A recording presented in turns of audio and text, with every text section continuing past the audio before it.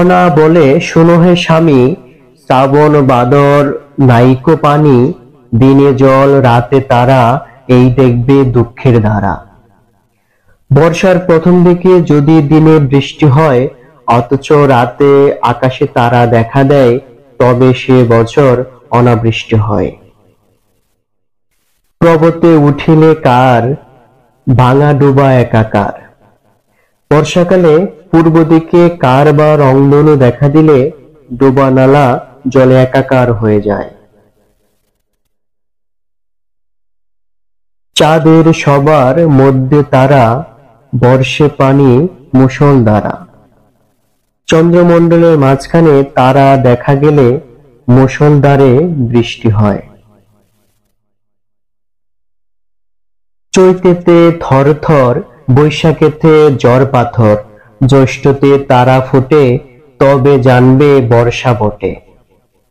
যে বছর চৈত্র মাসে শীত বুধ হয়, বৈশাখ মাসে শিলাবৃষ্টি হয়, জ্যৈষ্ঠ মাসে আকাশ পরিষ্কার থাকে, সে বছর প্রচণ্ড বর্ষণ হয়। দূর সভা নিকট জল, নিকট সভা রসাতল। মেঘমণ্ডল দূরে থাকলে বৃষ্টি হয়, আর নিকটে থাকলে অনাবৃষ্টি হয়।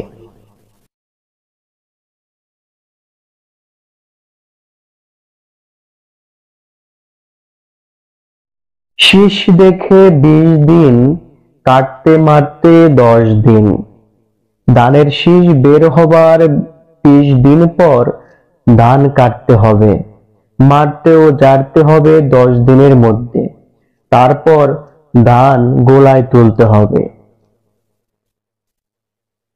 12 বছরে ফলে তাল, যদি না লাগে গরুর নাল।